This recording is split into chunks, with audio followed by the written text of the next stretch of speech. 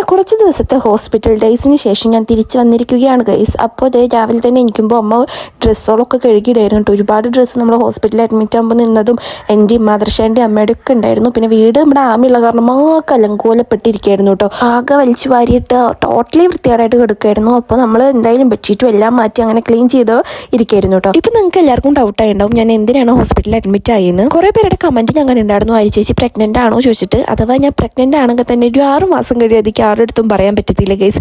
കാരണം ഒരു 3-4 abortion history ഉള്ളതുകൊണ്ട് തന്നെ എനിക്ക് പൊതുവേ നല്ല പേടിയാണ് പറയാൻ വേണ്ടിയിട്ട്. കാരണം നമുക്കൊരു ഉറപ്പില്ലാത്ത കാര്യം നമ്മൾ ഷെയർ ചെയ്തിട്ട് വീണ്ടും നമ്മളിങ്ങനെ അകടസ് പഠിക്കാൻ എനിക്ക് തീരെ താല്പര്യമില്ല.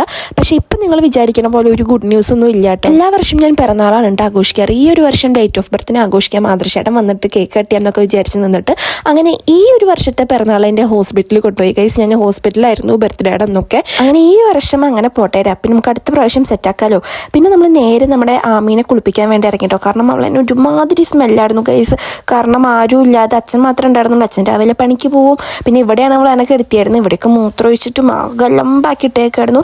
അമ്മ ലാസ്റ്റ് ഫുൾ അടിച്ച് വാരി തുടച്ച് ക്ലീൻ ആക്കിയിട്ടോ. അപ്പോൾ അവളെ മണം പോകാൻ വേണ്ടിയിട്ട് ഞാൻ അവളുടെ ഷാമ്പു എടുത്തു, പിന്നെ കുറച്ച് ഡോവിൻ്റെ ഷാമ്പു എടുത്തു കേട്ടോ. കാരണം അത് ഉപയോഗിക്കാൻ പാടില്ല എന്നറിയാം, പക്ഷെ അവളുടെ സ്മെല്ല് പോകാൻ വേണ്ടി വെറുതെ പതപ്പിച്ച് അവളെ മേത്ത് ഇതാക്കാന്ന് വിചാരിച്ചിട്ട് എടുത്തതാണ് കേട്ടോ. അങ്ങനെ അവളെന്നെ കുളിപ്പിച്ചു, അമ്മ തോർത്തി കൊടുക്കാൻ കേട്ടോ. എന്നിട്ടും അവളുടെ ഒരു മണം പോകുന്നില്ല ഗൈസ്. കാരണം മൂത്രമൊക്കെ ഒഴിച്ച് അതിൽ കിടന്ന് ഉരുണ്ട് ആ കലമ്പാക്കി ഇരിക്കുകയായിരുന്നു കേട്ടോ.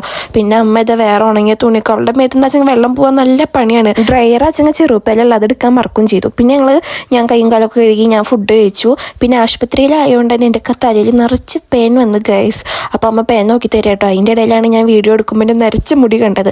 അത് കഴിഞ്ഞിട്ട് നമ്മുടെ മാളുമ്മ വന്നിട്ടുണ്ടായിരുന്നു. അപ്പോൾ ഞാൻ ഹോസ്പിറ്റലിൽ വന്നപ്പോൾ ഞാൻ കാണാൻ വേണ്ടി വന്നാട്ടോ വെറുതെ. അപ്പോൾ അർജു അവരൊക്കെ ഉണ്ടായിരുന്നു. അപ്പോൾ അവർ വന്നപ്പോൾ പിന്നെ ഇങ്ങനെ വർത്താനം പറഞ്ഞിരിക്കാൻ നല്ല രസമല്ലോ.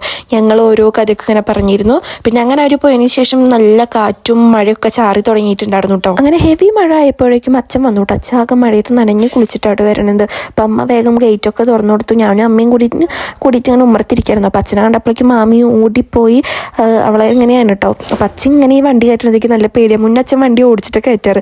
അപ്പോൾ ഈ സ്ലാബിൻ്റെ അവിടെ കയറ്റുമ്പോഴേക്കും മുന്നേ നല്ല പേടിയായിരുന്നു കേട്ടോ. ഇപ്പോഴും അത് ഞാൻ അച്ഛൻ വണ്ടി കയറ്റുമ്പോൾ ഇങ്ങനെ ബൈക്ക് ഓടിച്ച് കയറ്റേണ്ട, ചുന്തി കയറ്റിയാൽ മതി പറഞ്ഞിട്ട് അങ്ങനെ ചുന്തി കയറ്റിയായിരുന്നു കേട്ടോ. അങ്ങനെ വണ്ടി വെച്ചിട്ട് മാമി ഇത് അച്ഛൻ്റെ ഇങ്ങനെ പിന്നാലെ ചുറ്റിപ്പറ്റി നടക്കും. അച്ഛൻ്റെ അടുത്ത് ഇങ്ങനെ എന്താ കയ്യിൽ വെച്ച് നോക്കി നിൽക്കായിരുന്നു കേട്ടോ. പിന്നെ അമ്മ ബെഡ്ഷീറ്റൊക്കെ മാറ്റി വിരിച്ചു വന്നു. അത് കഴിഞ്ഞിട്ട് കുറച്ച് കഴിയുമ്പോഴേക്കും അച്ഛമ്മ വന്നിട്ടുണ്ടായിരുന്നു. അപ്പോൾ അച്ഛമ്മയുടെ അടുത്ത് മാമി നല്ല കമ്പനിയാണ്. ആമി ആരെന്നെ കണ്ടാലും അവരുടെ പിന്നാലെ പോയിക്കോളൂ കേട്ടോ. അങ്ങനെ കുറച്ച് നേരം അങ്ങനെ വർത്താനൊക്കെ പറഞ്ഞിരുന്നു. അപ്പോഴേക്കും എൻ്റെ കുളിയൊക്കെ കഴിഞ്ഞിട്ടുണ്ടായിരുന്നു. സമയം ഒരു 6:30 ഉണ്ടായിരുന്നു. അപ്പോൾ നമ്മുടെ വീഡിയോ ഇത്രയേ ഉള്ളൂ. ബൈ.